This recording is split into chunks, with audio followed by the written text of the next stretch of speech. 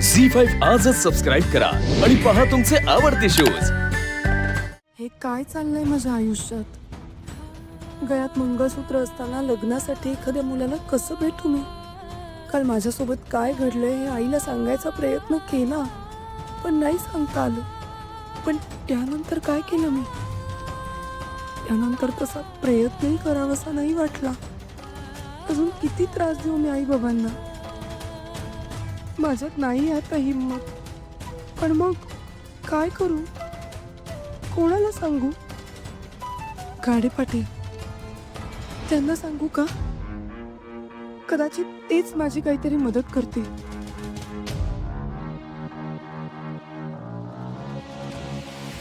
आजचा दिवस जाम भारी आहे। स्वामींनी पण माझ्या मनात काय चालू आहे ते ओळखलं।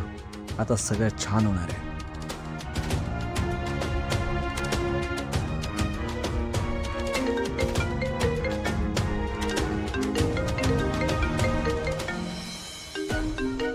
भावना मॅडमचा कॉल। याच कधी तर मी वाट बघत होतो। हॅलो हॅलो मिस्टर गाडे पाटील, मला तुमच्याशी एका महत्त्वाच्या विषयावर बोलायचं आहे। बोला ना भावना मॅडम। तुम्हाला आठवतंय एकदा तुमचा बघण्याचा कार्यक्रम ठेवला होता तुमच्या घरच्यांनी, आणि तुम्हाला तो करायचा नव्हता, तुमच्यावर जबरदस्ती करत होते तुमचे घरचे। आता माझ्याही बाबतीत तसंच होतंय। मलाही बघण्याचा कार्यक्रम नाही करायचा आहे। मलाही काहीतरी उपाय सांगा ना। काय झालं? मी अशा का बोलताय? मिस्टर गाडे पाटील, आता मी तुम्हाला जे काही सांगणार आहे ना, त्यावर कदाचित तुमचा विश्वास नाही बसणार। तुम्हाला असं वाटेल, काय बोलतेय ही बाई? इतके दिवस ज्या बाईची तुम्ही इतकी मदत केली, काळजी घेतली, ती बाई किती मूर्ख आहे असं वाटेल तुम्हाला। मॅडम अहो काय झालं नक्की? अहो कारण गोष्टच तशी घडली आहे। कालच्या उत्सवात बिचाऱ्या आईने माझं लग्न व्हावं म्हणून पूजा ठेवली होती। या पूजेचाच विधी म्हणून भावनाने देवी मातेचा 5 माळा जप करायचा। पूजा संपन्न झाल्यावर गुरुजींनी सांगितल्याप्रमाणे मी डोळे मिटून जप करायला बसले। आपण एका जागी स्थिर बसून हा जप करायचा।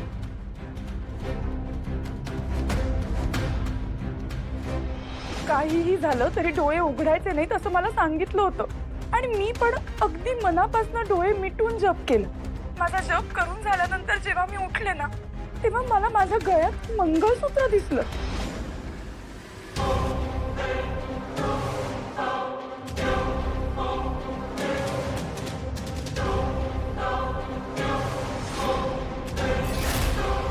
ते मंगळसूत्र कोणी घातलं, कधी घातलं, ते माझ्या गळ्यात कसं आलं, मला खरंच काहीच माहिती नाहीये। इतक्या वर्षात माझं लग्न होत नाही, माझ्या पत्रिकेत दोष आहे म्हणून लोकांनी मला खूप ऐकवलंय, आणि आता तर मी एका अशा व्यक्तीच्या नावाचं मंगळसूत्र गळ्यात घालतीये जो कोण आहे हेही मला माहिती नाहीये। ही अशी घटना तुम्ही आधी कधी घडलेली पाहिली आहे? मला वाटतंय हा मूर्खपणा फक्त आणि फक्त माझ्या बाबतीतच घडलाय। हो, कारण ना माझी पात्रता ती आहे। आता पण बघा ना, हा माझा विचित्र प्रॉब्लेम मी तुम्हाला सांगत बसलीये, स्वतःच स्वतः सोल्युशन काढतच नाहीये मी काही।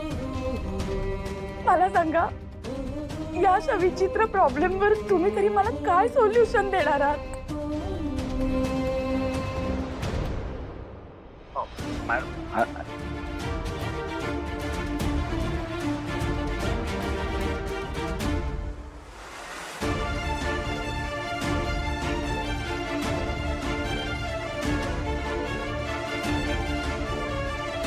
हाँ सर, नाही, हाँ सर, मी करतो फोन थोड्या वेळात। हो सर, हो। आणि अगं काय करतेस?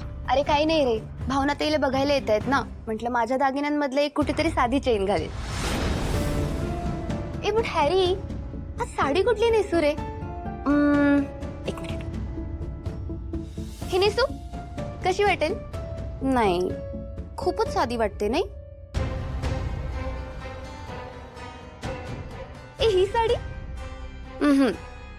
जास्तच फेंट आहे ना? ही नको. आता कोणती नेसू बरं? ए हा, ही नेसते. कशी दिसेल? ओव्हर तर नाही वाटणार? नाही वाटणार. छानच दिसेल.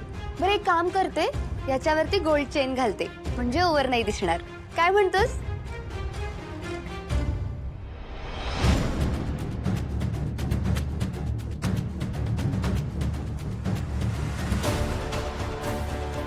ए थांब, हे मोजल्याशिवाय जाऊ देणार नाही तुला. आम्ही तर गपचूप.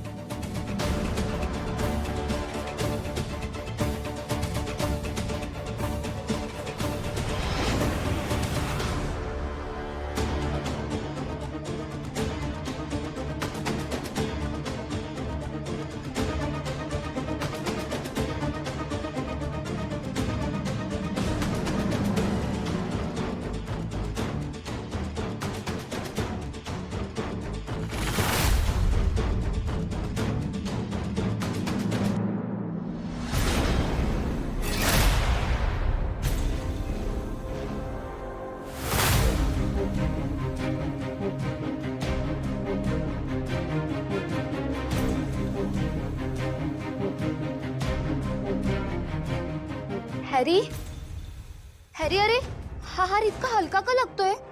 हा रिअल नाहीये, अरे फेक वाटतोय. बघ ना. हे फक्त मलाच वाटतंय का तुला पण वाटतंय? हा रिअल नाहीये हॅरी, हा फेक हार आहे. आणि अगं तू खरा हार घेतला होतास ना, मग हा खराच असेल की? नो वे हॅरी, मला रिअल आणि फेक दागिन्यांमधला फरक कळतो. हा हार फेक आहे.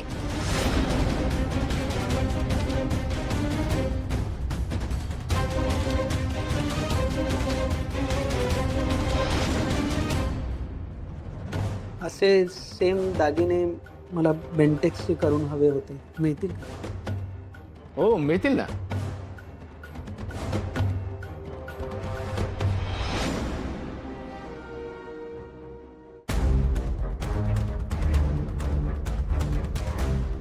चल कुठे? आत्ताच्या आता त्या ज्वेलरकडे जाऊ आणि या हाराचं टेस्टिंग करून घेऊ. काय? चल. आणि ऐक ना, हे बघ, आपण आत्ता नको ना जायला, कारण भावना ताईला बघायला मुलाकडचे येत आहेत की नाही. म्हणजे आज गेलो तर घरच्यांचं मूड खराब नाही का होणार? म्हणजे आपण जाऊयात, नक्की जाऊयात, पण आजचा कार्यक्रम झाल्यानंतर चालेल ना तुला? बरं ठीक आहे. तसंही भावनाताईच्या लग्नात खूप प्रॉब्लेम्स येत असतात. उगाच तर माझ्यामुळे नको. होऊ दे भावनाताईचा बघण्याचा प्रोग्राम, मग आपण सोबत जाऊ ज्वेलरकडे. पण लक्षात ठेव, मी त्याला सोडणार नाही. हा